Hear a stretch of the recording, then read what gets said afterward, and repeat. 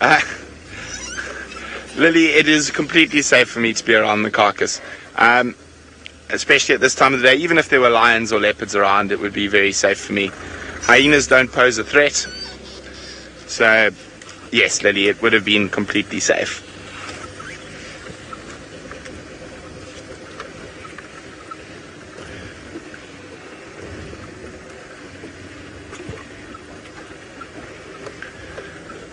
Now, the only animal that's strong enough to drag bones away from that carcass, Mrs. Zera, is the hyenas, and even then, there's no real need to drag them pretty far.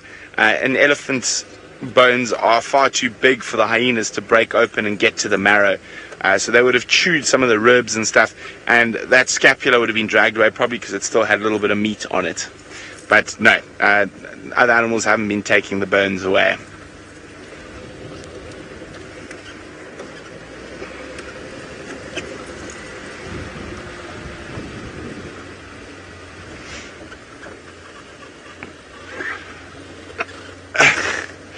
Now, the most rank blue cheese has nothing on how some of those parts of that carcass smell, Siberia. So the carcass wins hand down versus the smelliest blue cheese. Just having a quick look here. Just hyena tracks so far. Lots of them. Okay, well, we're going to see what else we can find. And while we do that, let's go see how Tristan's search for Tundi is still going. Not very good at all. I mean, we went into that block, but it is just literally wall to wall to wall thickets. You can't see anything. Grass is so tall, and so walking in there, she's just, even if she sees me and she runs away, the chance of me spotting her is going to be so difficult in there. So I think the best plan is just to leave it alone for now and to try come back this afternoon and hope that we get a fresher track coming out of that particular block. But I've just been bumbling about since then, and on this Terminalia, Craig, I don't know if you can see it, but there's a Terminalia. Which leaf would it be? I'm trying to just see on the screen. Sorry, Craig. Is these ones? Yeah, there it is, right there at the end of my finger.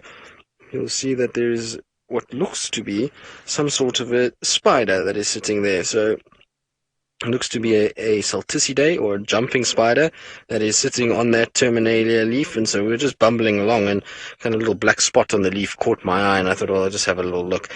So it's quite common to see these guys sitting like this, and they have obviously that superior vision to a lot of the other spiders that allows them to judge distance, and so these guys will sit there and then they'll jump from kind of leaf to leaf and tree to tree in order to be able to then get to where they need to be, and they often, when they jump, carry a web with them, and that web will then get kind of taken with them, and they start to spin a web like that. So it's pretty interesting to kind of watch them going about their business.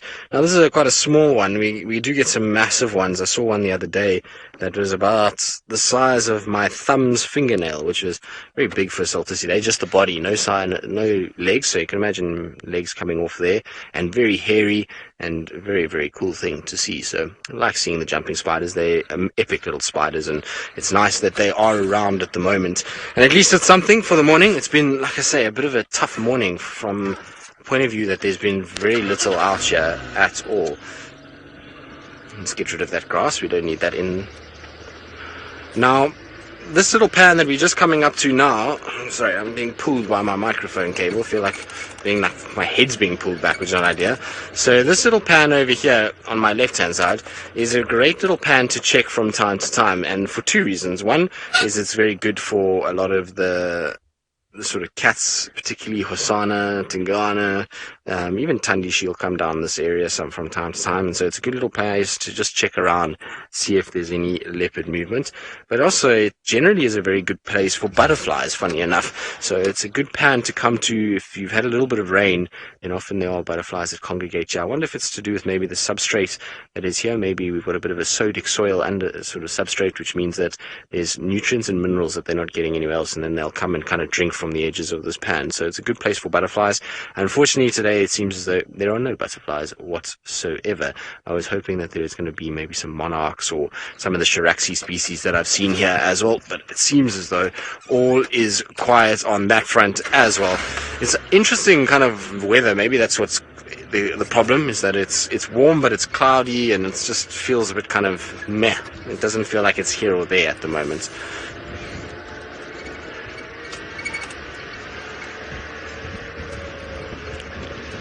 So YouTube viewer, the most dangerous spiders here would be the brown button spiders, black widows, sack spider, violin spider.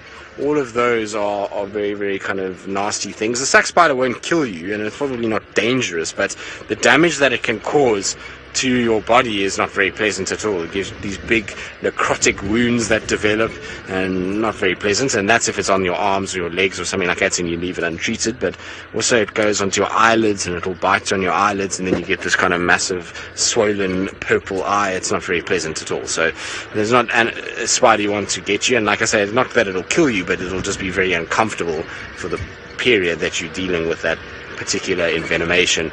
But the brown button spiders are probably the most common one that we see, and the violin spiders, those two, lots and lots and lots of them, and they can both be quite dangerous towards humans, so you want to be a bit careful.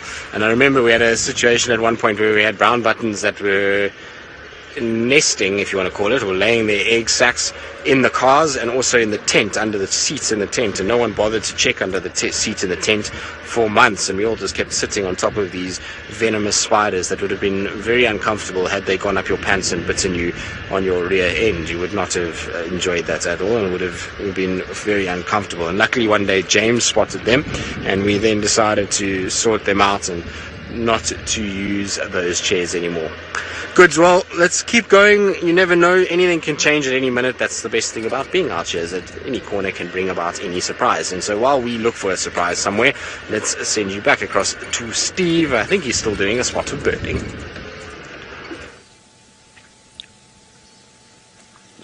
Thank you very much. We've got a bird here that I have yet to identify. Got a long tail, quite a long sort of beak with a bit of recurvedness on the end of it. There seems to be a... Can you hear it, folks? You can.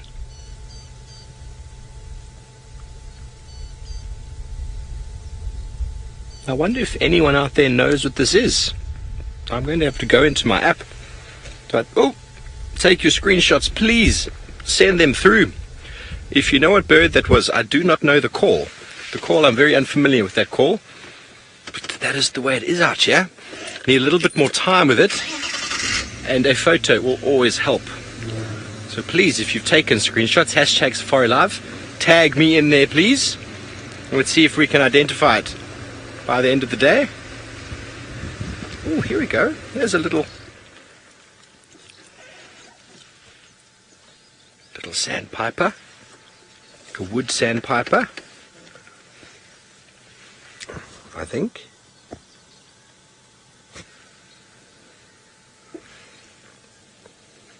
It's such a nice reflection. And there's some firefinches here as well. Ooh. Ferg, can you just look straight through there? Can you see those two? Common waxbill. Just on the branch, just up through there.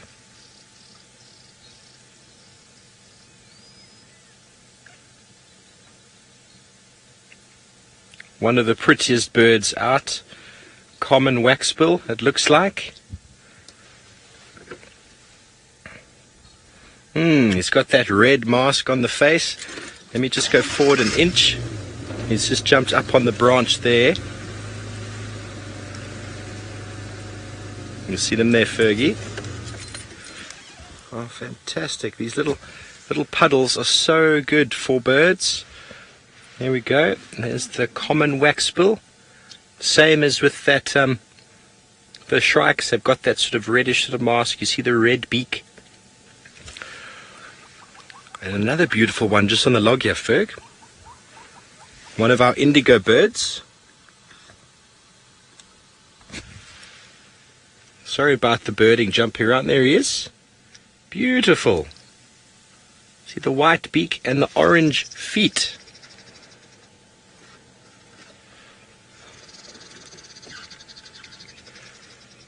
Can hear him calling.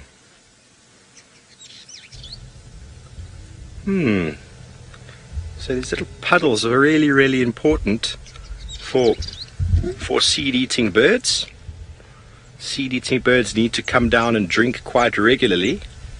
Oh, and there's a firefinch just landed next to the waxbills. It is a birding plethora down here at the moment.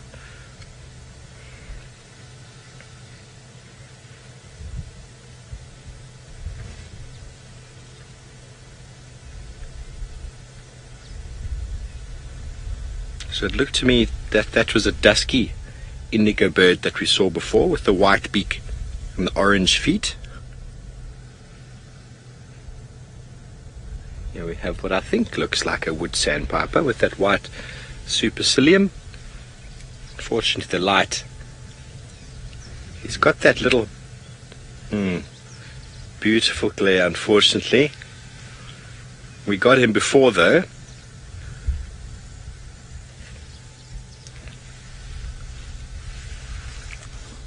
I wonder, Ferg, if you could get that firefinch over there.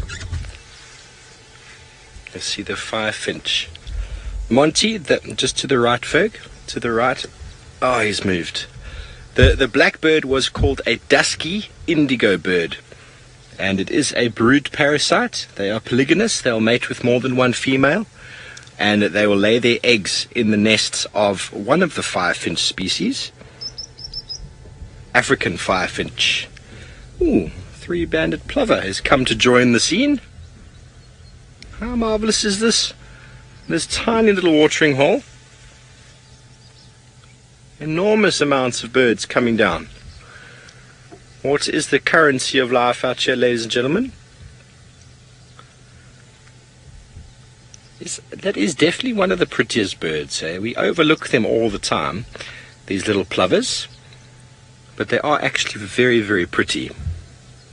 In my opinion, if you had to make that into the size of a larger bird, they are definitely the fastest when it comes to moving around. And the little plovers, they really do know how to motor those legs.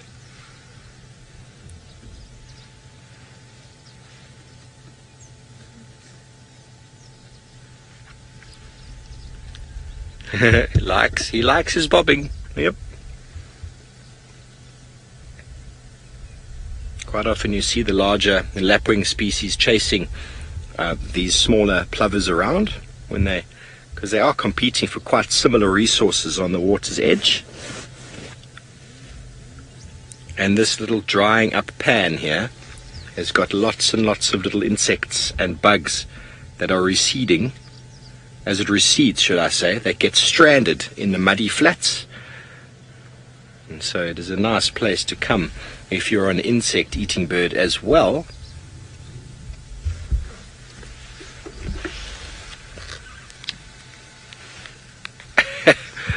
Monty, it has been a really good morning for birding. It's been a really good morning for birding. That's the thing, Monty, that I love about birds, is that they're always around. There's always birds around it. There he flew off. That indigo bird, they like to sit right up on the top of trees and call their hearts out because they stand out black like in the breeding season, and they stand on the top of the tree and they call, and the ladies come to them because they are so colorful and they're so beautiful, and their bird song, I wouldn't say it's the most beautiful, but it definitely attracts the ladies. And because he's so brightly colored, he stands out and is quite obvious to any predators. And that's showing his fitness. He's in breeding plumage and his fitness. And it just goes to show that the firefinches are still breeding, and they feed, the firefinches and the indigo birds feed primarily on grass seeds. So when you see the indigo birds still in breeding plumage, it means that the firefinches are breeding still, even this late into the year, because we had some late rains and there's lots of grass seeds around.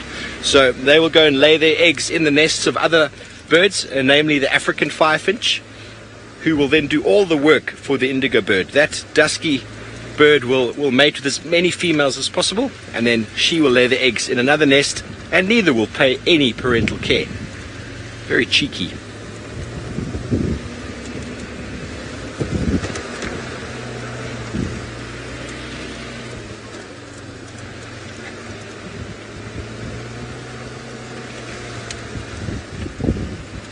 chance, son. 224 birds with the common waxbill and potentially also the dusky indigo bird. Fantastic.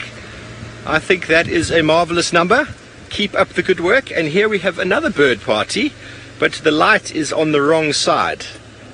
There we go. You get the folks. Oh, off they go. Off they go. You got the shrike over there. Magpie shrike. Somewhere. There he up. There he is. It looks like a juvenile. You can see that the tail isn't fully formed and the black and white isn't quite there yet. I also saw a red-billed buffalo weaver and a grey hornbill take off. As they move through, they're feeding on quite similar sort of insects, and when they move through the grass and through the trees, insects fly away and all different species of bird have their way of collecting. So it's almost like a school of dolphins moving through an area, trying to maximize the amount of fish that they can catch.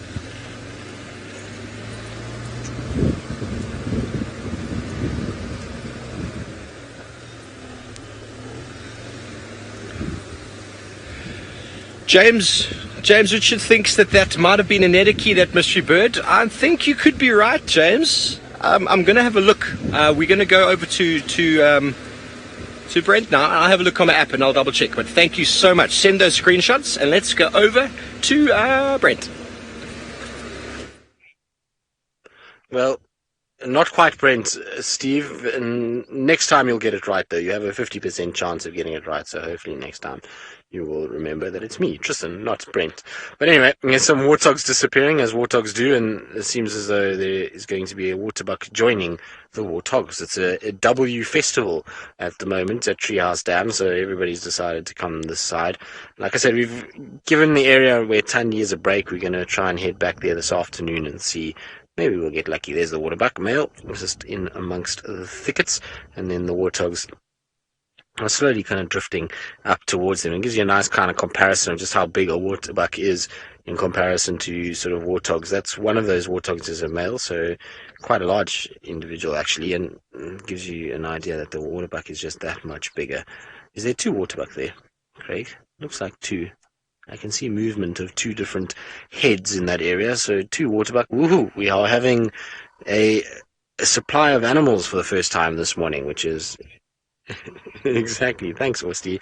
I've been trying hard this morning, should I say, not this afternoon, because we haven't gotten to the afternoon yet. Although it feels like it's the afternoon, it seems to just kind of be racing along, and time is just going by. But anyway, we've had a struggle this morning. It's not been very easy at all, and so to find two waterbuck and three warthogs as well, I'd say is a blazing success, really, because that's how it felt today. There's also a blacksmith lapwing. Look at this, Craig. We are lucking out this morning. We are seeing everything. I'm sure the other two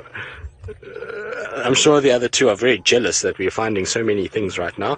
And yes, Nikki, we must be careful we don't overdo it. I'll stop spotting things from here. We don't want to make anybody else jealous. And exactly, next thing we know, we'll have a terrapin. Actually, funny enough, don't see any terrapins, which is quite odd for a Treehouse Dam, because they're normally swimming with them, and there's terrapins normally all over the place. What there is a lot of, though, that's developed in the last few days is there's been a massive algal bloom on Treehouse Dam. So there's this blue-green algae that you can see on the edges, which is quite common to see. It's often when you get a bit of sunshine and then a few animals that have defecated in it. So maybe a herd of elephants came here and defecated, hippo, and then you get these algal blooms that form, and it gets this kind of green scum layer on top. So that's also a whole bunch of life right there as well. So, Michelle, the largest bird is an ostrich. That is pretty much for the world, actually, but it is in South Africa and even here in the Sabi Sands area. And the smallest bird in South Africa is a penduline tit. So, Cape penduline tit would be the smallest bird that we get, or lightest bird, should I say. I don't know what the smallest dimension-wise is, but the lightest bird is a Cape penduline tit. And those are the smallest ones. You don't get a Cape penduline tit here, you get a grey penduline tit in this part of the world. They build the most incredible nests, actually. It's really cool to see it. It's got a false entrance, so it fools predators to thinking that they can't actually get into the nest, but meanwhile the other little hole is just above it, which is very, very cool. So anyway, right, Treehouse Dam, you've spoilt us too much. We can't stay here too long, because otherwise we're just going to make too many things happen, and so let's carry on and see what else there is out here. And you never know, maybe... Oh, Steve, you are now fighting back. Oh, Nikki, I just spotted a terrapin as well, but it's gone away now. But Steve is fighting back and has found himself a Nyala. Fighting back? Okay, I'm not quite sure what Tristan was trying to say there, but we have found Nyalas, a little family of Nyala. Tristan, I'm not trying to do anything. The animals are materializing for me. I am doing the work of driving around, and I am finding them by absolute chance. There goes a small family of Nyala. And it was interesting, they came trotting up from the dam. Not quite sure why they were trotting up, but they seem quite relaxed again. But you see how they walk in sort of single file, the same way when we walk in the bush, because danger always comes from the front, Anyone who's ever been in the army knows that being on point, being right on the front, is the most dangerous place to be. It's where you always receive or walk into the ambush, And there they go. Slowly but deliberately they move forward, constantly scanning whatever it is in front of them. And like that, the camouflage that they have evolved with blends them in. Marvelous. We were going to do another bird there, and then the family of Nyala came running through. So, Tristan, I'm sorry, they just come. I think the email I sent about animals popping out arrived, and everyone is on time this morning. So we'll go around again onto Chitwa Dam and see if the temperature has risen enough for the animals to be moving down there for some thirst quenching, because it is getting quite warm. It has raised a number of degrees since we started this morning. And even the Impala we see here on the right hand side are enjoying a little bit of shade. Sorry about these Impala, Tristan. They are just there. I can't help it. Here we go. We've got one male and his small harem of females, but I don't think he's the dominant male. He's got a youngster in front of him there, but his horns are nowhere near, you can see, the lyre shape. They're supposed to get much wider at the top once he's ready for breeding or mating. So I don't think he's quite at that stage yet. The testosterone and the pheromones are not quite in the population yet, but in the next few days to 2 weeks, it's all going to start kicking off. There's already been a few male Impala running around doing their thing. And soon, the noises of the Impala in the African bush are going to be overwhelming. Okay, so I'm going to move because it is getting very warm in the as we bump more. They are all coming down to the water to drink. See, there's still a nice group of males here. I'll give you an example of a good set of horns. This guy in front of us. Sorry, let's get a good individual. The waterbuck and Impala. This individual right here has got a very nice set of horns. You see how sort of square they start getting at the top. And that is a prime bull. And there's a few of them in this herd now. And you can see almost, if you watch closely in these herds, the males are starting to sort of space themselves apart from each other. You won't find them very close to each other. You see the guy in front of him as well. Watch as he gets closer, see if any behavior changes. This is constantly watching him. Their comfort zone of other males has increased in size. So they won't get too close to each other. And if they do, they will spar. They will have some form of defensive posturing. There we go.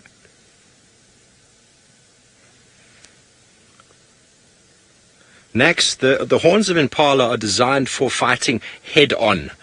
If you've seen those ridges, I'm sure as we get more males coming across here, this one is about to come into picture. Have a look at the ridges on the horns there. You can see them quite clearly. Those are designed for gripping. When the two horns engage, so one Impala versus the other Impala, those ridges grab each other and they prevent the horns from slipping. And it forms a very, very good protection against other male Impala when they fight. But sometimes they will slip. And if they do slip, those horns will go straight into the lung cavity of the other individual, and they can cause serious harm.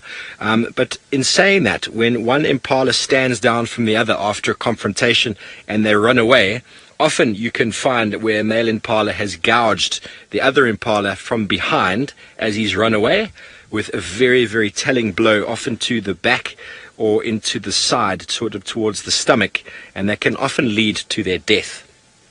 Very sad, but the strongest will prevail and their genetics will go forward with them.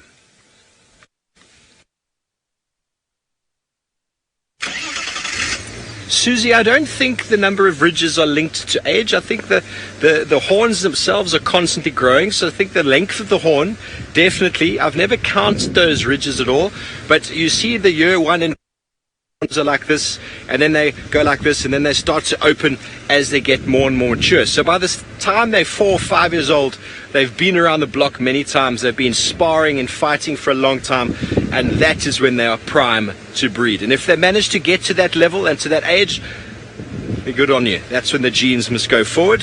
So I think each Impala horn has probably got the same amount of ridges, and they just kind of like layer on each other as they get older. So you could probably relate it to age, but I look more at the size and the shape.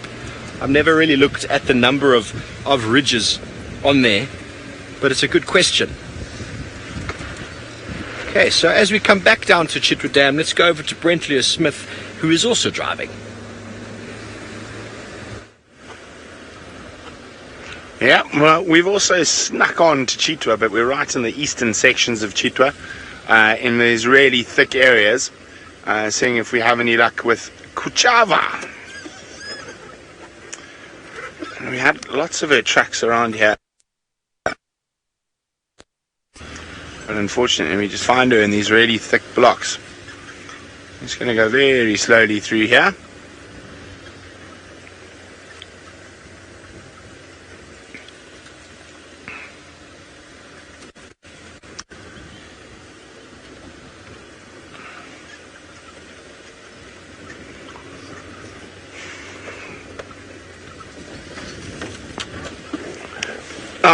Once you spend a lot of time tracking jackie, it becomes very easy to tell fresh from old tracks what animals or insects have walked over them, and also the wind fades the edges so they're not clear, and also you know what animals have been out at night or which animals are out early in the morning, if there's tracks on top or tracks below.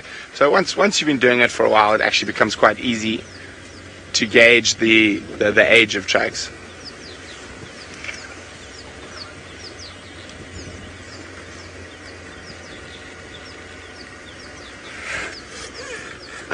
I just want to find out from my brother something quickly. Dole, which female was that? Okay, well, we are definitely looking for Kuchava in the wrong place, because she's not here. They have her on Nkoro. So that is why we're not going to find any fresh tracks of Kuchava. But Tingana might have moved into this area. I'm not sure where Steve's checking at the moment. I thought they might have had Nkanyeni on Nkoro, but it sounds like it's not Nkanyeni, it's Kuchava. So that means not too far from where we are, but a little bit further to the east. Okay, I think I might have a check in the Mulwanini then. Just a quick one. And she was calling for her cub, so Kuchava has still got her cub. But they lost her in some very, very thick bush.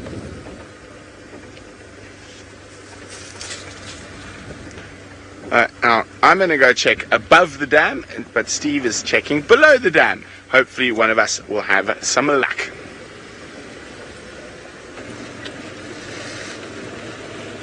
Yes, we have checked above the dam, but hopefully we missed something or something just materialized, Brent. So yeah, we're going to go back down below the dam. It's nice and cool down here. Well, eventually when we get down to the bottom, where we had left Tingana last night, or where we lost him last night, should I say. And we'll just get down, and there might be some birding. How nice would it be to see another painted snipe? Last time I was down here, we got painted snipe and a pair of saddlebutt storks, which is a marvelous find, in my opinion. Saddlebutt storks. I think there's only recorded 60 breeding pairs in the greater Kruger, which is marvelous. They are one of the large, or should I say the big 6 birds, together with the southern ground hornbill, the lappet-faced vulture, Pell's fishing owl, and there's something else I am forgetting. Oh, you feel the temperature there, Ferg, eh? Oh, nice. So much nicer down here. Maybe Mr. Tingana has decided to come back to exactly where he was.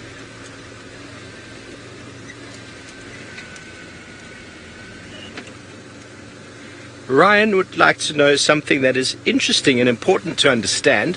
Before I discuss it, this is the little puddle that Tingana gracefully jumped over yesterday.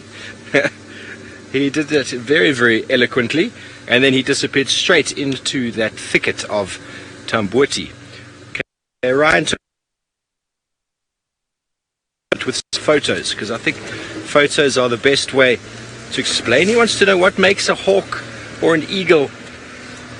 How do they identify these things? Well, first of all, Ryan, a true eagle has got feathers all the way to the feet. So I can show you. Let me quickly go.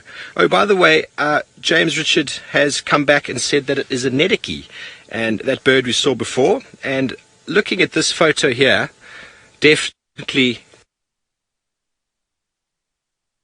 that beak is perfectly right, the color of the legs, and you see that sort of rufous cap with that white line just behind the eye. So thank you. I think you are 100% correct on that, but please, if those screenshots can come through, I'll just double check later. Okay, thanks, Ferg. Now let's look at eagles. Eagle. Okay, now the African fish eagle is that funny one that doesn't have feathers all the way to the legs. To the feet, should I say? Oh no, I've missed it now. Okay.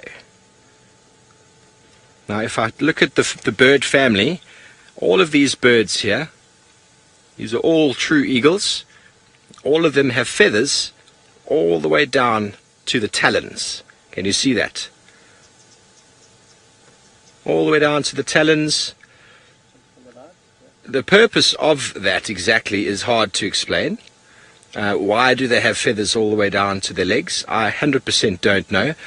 Because what's interesting is all the snake eagle species do not have feathers to the legs, but they have just basically enlarged or thicker leather pads along the feet, which also keep the blood vessels much further down underneath the skin. To have feathers on the legs, you need to have blood vessels on the surface, and if you are catching snakes for a living, and you have feathers on the legs, there's a good chance you are going to get eaten or bitten by a snake. So there's more eagles, the buzzards are just a lot smaller. They don't have any feathers towards the legs. They are quite small. Hawks, let's see where the hawks, sparrowhawks or accipiters, generally are, I don't know why, but I'd say generally are quite grey. Their size is a lot smaller than buzzards, and they're quite fleet sort of footed, should I say. They're quite fast and agile, more sort of pursuing prey rather than dive bombing and catching prey off the ground. And then falcons, which are very, very close to accipiters. Here we have got harriers. Harriers have got a very sort of low laborious flight, a sort of a flap glide. They don't seem to be much of a pursuit specialist. They sort of see things on the ground and then they'll land down and catch them. If we keep going, here are the snake eagles. You can see that the legs, the very, very sort of leathery type of legs, scales on the legs, is almost like gaiters or extra protection against snakes. And then we've got into the vultures. So the smaller birds like the falcons, falcons, they've got much sort of sharper wings, and they are pursuit specialists, and they fly in the air, and they take pigeons and birds, for example, out of the air just like that. That's how they move. And most of our fighter jets and planes in the world have been adapted, or the fighter ones, behind the wings of falcons, which, as most of you probably know, the peregrine falcon is the fastest bird in the world. Fastest organism in the world, I think, which is incredible. How did they measure that? They basically had a peregrine falcon. They went up onto, it was a tame one, they went up onto a hot air balloon, and they had a little ball with the speedometer on it, and the falcon learned to catch this ball, and they would drop it, and it caught it at, I think, like 320 kilometers an hour, which means the falcon was going faster than the falling ball, which is quite incredible. Okay, so next we're going to go through quite a muggy patch. We might lose signal, or we might want to go and chat to one of the other guys for a moment. Okay. As we search for some interesting birds down here, let's go over to Tristan and see what information he has for you about falcons. Well, Steve, have a look out for maybe some painted snipes. They are often behind the dam wall. Seen pygmy kingfisher behind there. You never know what else is there. So at the moment, what we're busy doing is trying to track some elephants. I don't know if you can see in front of me, there's massive big discs that are the footprint for some elephants that are going down the road. And they came in from the southern boundary, but the tracks are not immediately fresh. They're not right now, and I'm starting to worry a little bit because we're now hitting Impala plains and we're still going west.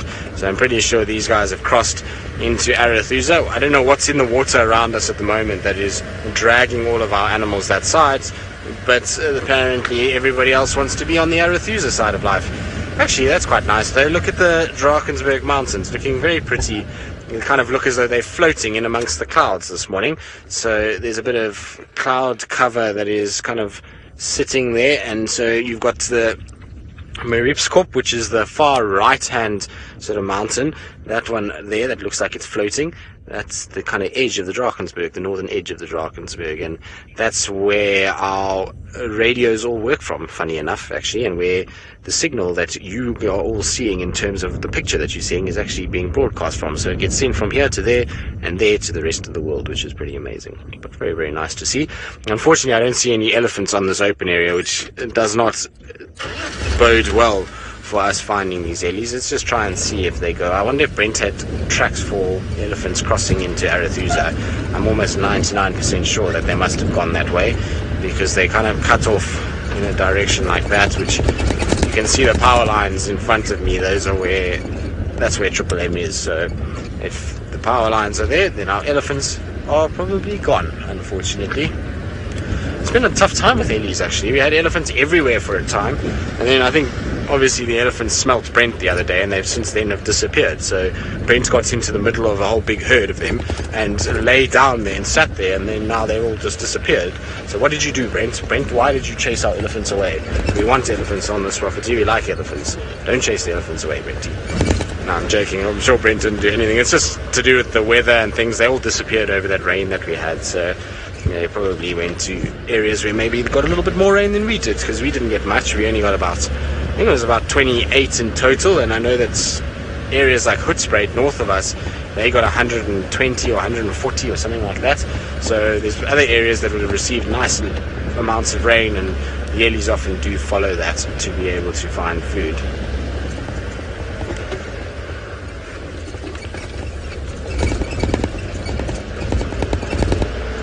Ooh, Kogalds, the things that we cannot speak of live in the Drakensberg mountains. There's all kinds of mystic creatures that live there. Some say that Bigfoot has been spotted there once or twice before. I don't know if that's really what is going on up there, but apparently that's what happens. There's also a belief that there was a dragon once seen on the Drakensberg mountain. I'm joking. Of course, I'm talking absolute nonsense, but what does actually live up there is all kinds of cool things, actually. It's a very, very interesting place.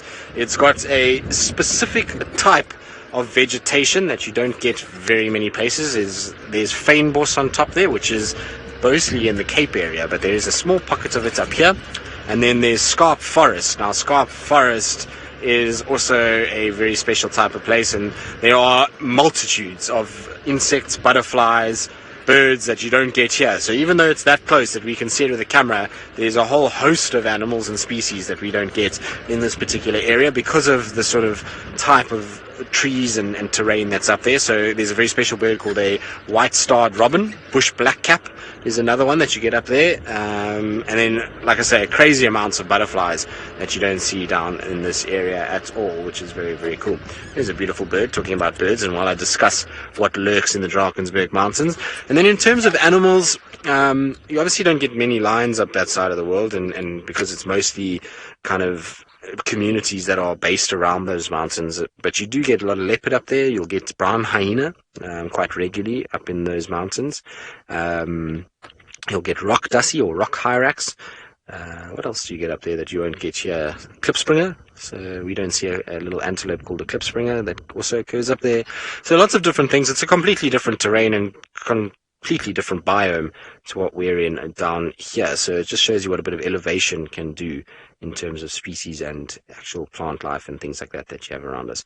But there's probably one of our most colourful birds that is presenting its least colourful side to us at the moment. So lilac-breasted roller. Seems as though 99% of the European rollers are gone. I haven't seen a European roller for the last 2 days. So I think most of them should have headed back north already. In fact, the only migratory birds we're still seeing are the odd Jacobin, Levalence, cuckoos, and then there's a couple woodland kingfishers still around, and I've seen obviously the redback shrikes are here and one or two Wahlberg's eagles. So most of our migratory birds are in fact disappearing, which is quite sad. I was actually reading a thing about, what have you got there, Craig? What have you spotted? Is it a roller? There's the roller flying. I didn't see it flying. Well done, Craigie. So there was a very cool article about a common cuckoo, and just to give you an idea of how far they move, that flies to China every year and back again, which is pretty insane that it goes all that way. So you can actually track it. I forget what the name of the site is. I'll try to find it during the course of today if anyone's interested in tracking them. And that Wahlberg's eagle that I was talking about the other day about tracking, that Wahlberg's eagle is still forging northwards ever so steadily and is averaging about 100 kilometers a day traveling, which is pretty insane when you think about it. So they're also heading north. But for me, a cuckoo to go all the way to China is pretty amazing. Randy Apple, were you laughing at the fact that there's a Bigfoot in the mountains? Yeah.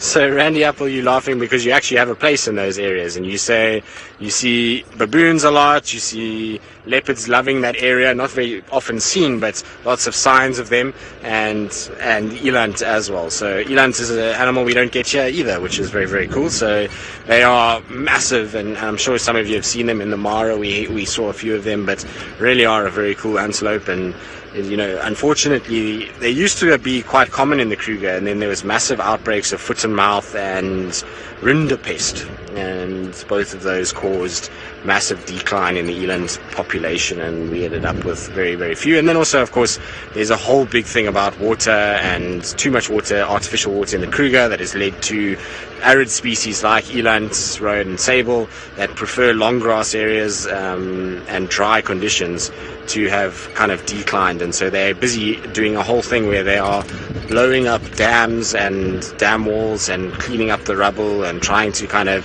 get it to a more natural system in the Kruger Park at the moment. And there was actually there's a massive kind of debate, because one of the most iconic dams in the whole of the Kruger Park, in the northern sections, called close to a place called Shingwetsi, is called Kaniduit Dam. And now Kaniduit is an Afrikaans word that means can't die.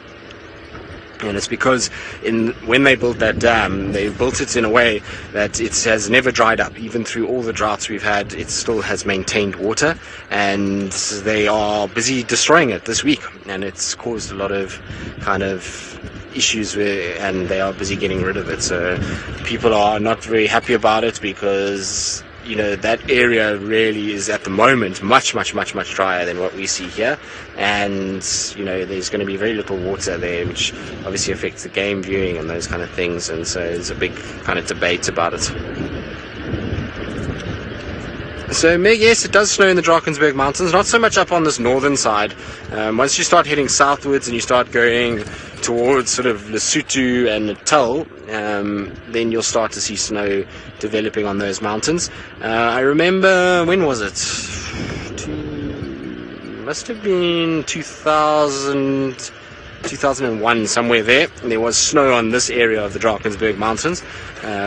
You could see it's just little white caps, not very much, but a little bit on top there. So it doesn't happen often, but every now and then we do get a bit of snow that develops on top of those peaks. But it's more south than where we are over here.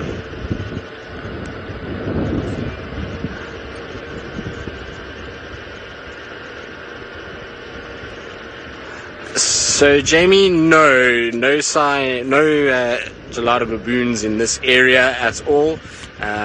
We have a situation where, there's a curve much further north in Africa, up towards Ethiopia side. So they're in the Ethiopian highlands. We don't get them down here. It's just the chakma baboon down this side, and then you'll get vervet monkeys also there. I'm not sure if Samango monkeys are there. You might get Samango monkeys up in that area. You sometimes do see them on those kind of sections the further north you go. So I'm not sure. Maybe, Randy Apple, have you ever seen Samango monkeys up there? Maybe. I'm not sure.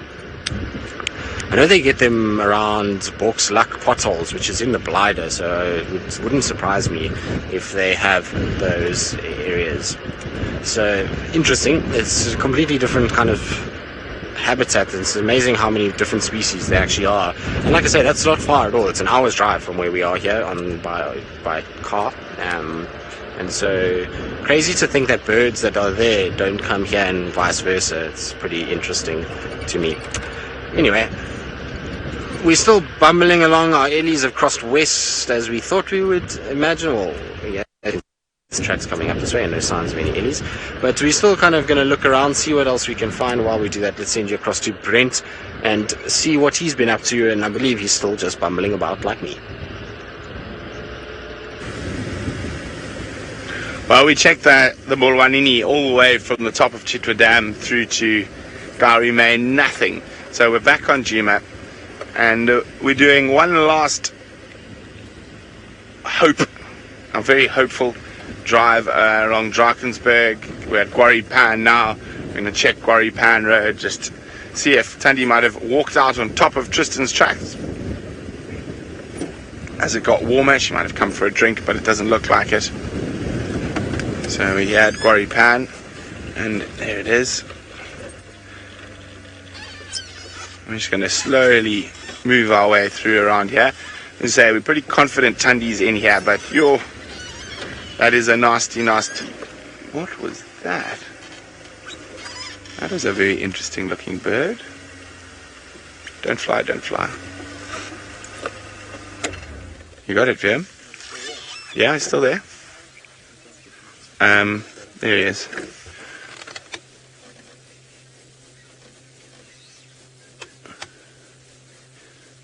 Ooh, that's not one we see too often. Let's see if any of our serious birders can tell me what bird this is. It's a difficult one, and not one we see too often at all. Look around the eye. It's got quite a nice big white eye.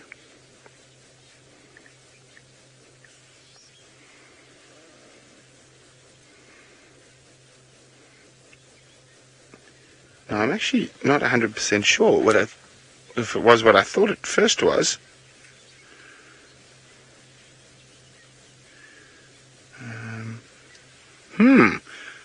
Very interesting.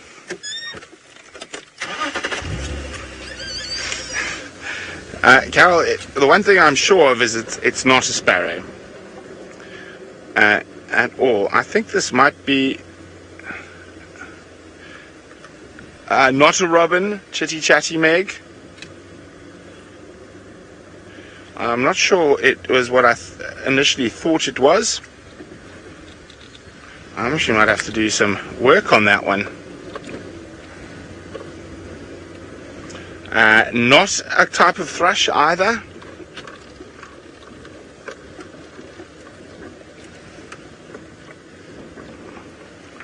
That was a tough one.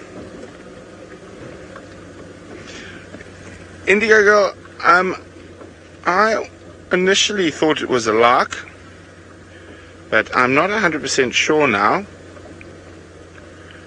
So I actually don't think it's a lark anymore, Indigo Girl. I'm just going to have to check here quickly.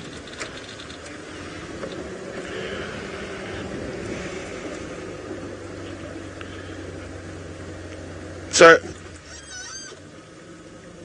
initially, Mafuta, I would have agreed with you. At that first glance, I thought it might be a Sabota lark, but having a look at it for a bit longer, I'll show you what a Sabota lark looks like now. Let me just try to find some shade so VM doesn't have to struggle with the screen. Now, the reason I don't think it's a Sabota mark is because of the clear white circle around its eye. Sabota marks have those marks. So when it took off, I was like, oh, it does look like a Sabota mark. Actually, can someone just tweet me a picture of that, and I can have a closer look with a bit of time?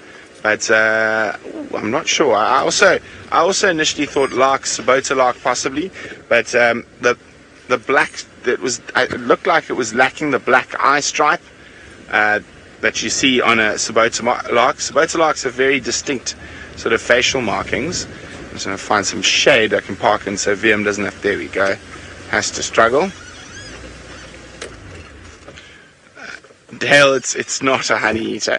So that's the Sabota lark. So just initially out of general size, shape and impression, I went for Sabota lark, but it's not. As I said, there's that a very clear white ring around the eye, which the Sabota lark doesn't have.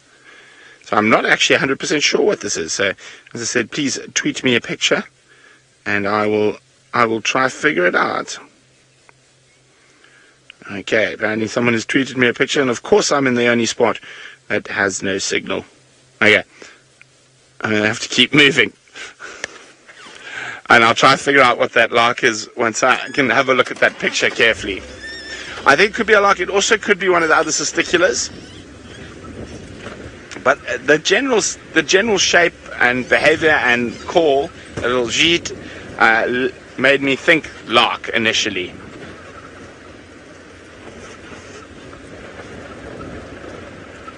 Okay, well, I go try to find somewhere where I can have a look at that picture that was tweeted. Let's go see how Steve's doing. Thanks, Brent. I'd love to see that photo as well. Always nice to have a bit of a challenge when it comes to birds. The Sabota lark are quite easy to identify, so I wonder what it is he is looking at. There is a wonderful breeze coming in from the west.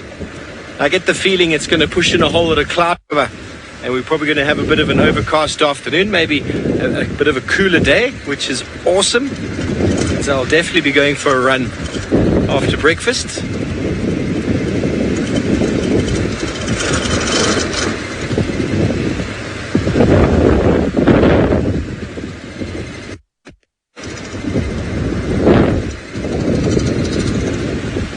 Shansan 225 with an Eniki. Well done, well done. Keep up the good work. Marvelous that you people back home are keeping your lists. I think that's incredible. Keep going, keep going. It's a never-ending quest for new and exciting birds. And I absolutely love showing it to you, and I love the enthusiasm that comes back from your side.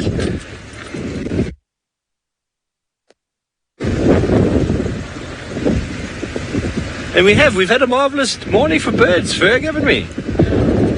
Hey, when we started Chitwa Dam this morning, the birds just started popping out and materialising left, right and centre. And always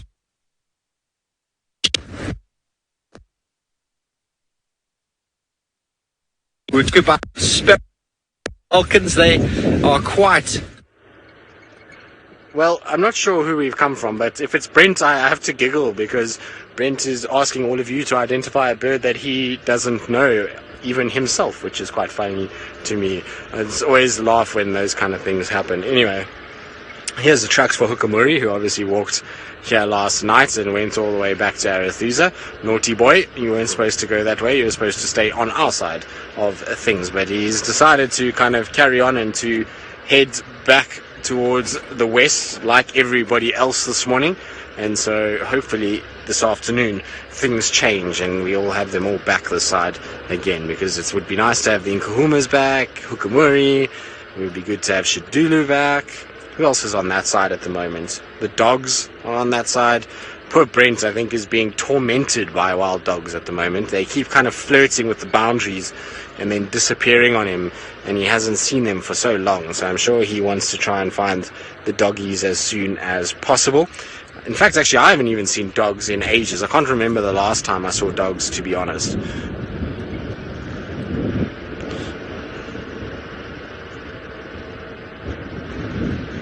Texas lion, none as far as I know. There's no subspecies of wild dogs, unfortunately. So it's the wild dogs doesn't refer to kind of things like Ethiopian wolf and the dingoes in Australia and those kind of things. It's only refers to a single individual animal. So wild dog, painted wolf, African painted wolf, African wild dog, those are all the same things. So there's no subspecies, they're just one species, and it's probably because there's so few of them that they haven't been able to actually branch out into some subspecies. Now, I'm surprised that these boys are as relaxed as they are. There's a whole bunch of male impalas standing on quarantine, and it's almost time for the rut. I've heard a few gargling, spluttering calls coming from these guys over the last few days, so I'm very surprised to see everybody being so mild and meek with each other on quarantine. You can see there's one monstrous male in amongst them, the guy right in the middle. Look at the size of his horns. He's definitely going to be in prime condition to challenge for mating rights, unlike some of the others that are around him, which are all small young males. You can see the ones with straight horns. They definitely are not going to be even remotely mating this year, probably not even next year. Will only be the following year. It's interesting how females are mating already from their first year, or when they're about a year and a half old, and whereas males, they need to be about 3.5 before they are able to challenge for mating for the first time. So very, very cool to see. Also, a nice little update is that apparently Nkanyeni and cub has just been found on Torchwood, and so I know a lot of you often ask about Nkanyeni and how she's doing. Apparently she's doing very well. I can just hear the two of them are kind of playing around on Torchwood, and so that's quite nice to hear that the little cub's doing well and that she's doing well. I know there was a while where Nkanyeni was a little skinny and people were a bit worried about her, so nice to hear, and it's always good just to keep up with some of the leopards that we spent a bit of time with back in the day. I wonder if it's a little female cub. I don't even know, actually, to be honest.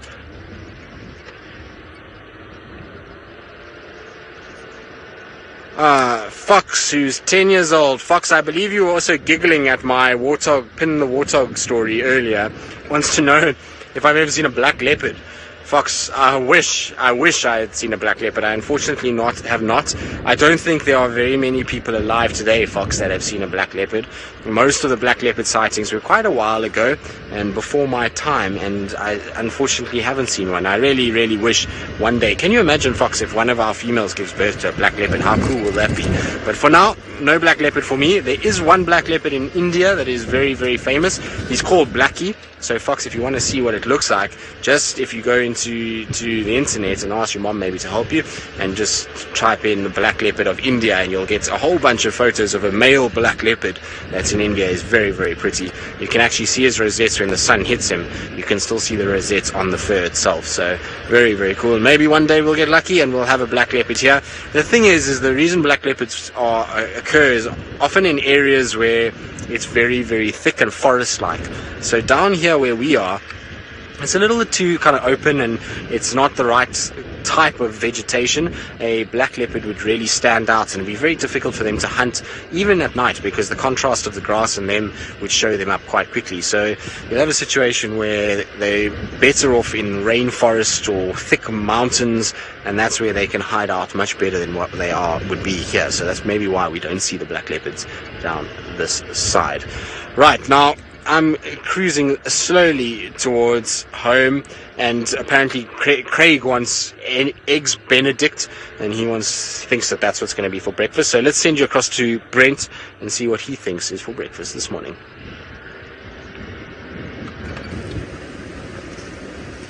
Oh, you should have heard when VM heard that Craig wanted eggs Benedict. He just went, ugh. Vildy doesn't like eggs Benedict, apparently. But we do have an ID on that bird we just saw. It is a bush felt pipit. So there we go. I think that might be a nice new bird for quite a few of your bird lists. The bush felt pipit. And you can see that white eye-ring quite clearly, and very distinct streaky markings. I haven't seen a bushveld pipit on Djuma for a very long time. Well done, Bridget! The only person to get that right. Very well done, Bridget. A South African from Joburg. Well done, Bridget. Bushveld pipit. Which I haven't seen a bushveld pipit in so long. And normally the most common pipit species we see in around here is all down on Cheetah Plains. We used to see the plain-back pipit quite frequently. But yeah, that's a nice one. I think it could be a new bird species for quite a few of you. But we're going to go ahead to find out whether VM is going to be disappointed with breakfast or elated. In the meantime, let's go see what Steve's got to say for the final moments of show. Brent Bushveld pipit, that's a nice find. Very, very nice indeed. I wonder how many back there have got the Bushveld pipit before. I mean, they are really, but not keen, because they're quite skulky and they disappear.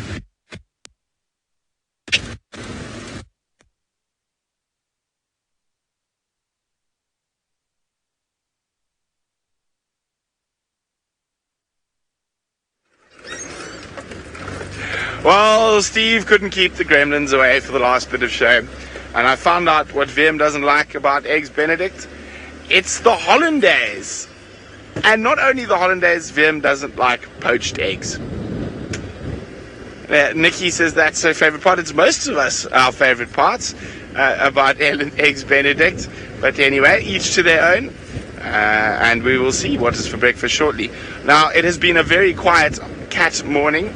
And a lot of tracks disappearing out of our area, and only Tundi's still around, but staying in a very, very difficult part of the reserve. So hopefully she pops out this afternoon for the afternoon safari. For now, goodbye. Enjoy whatever you're doing for the rest of your day.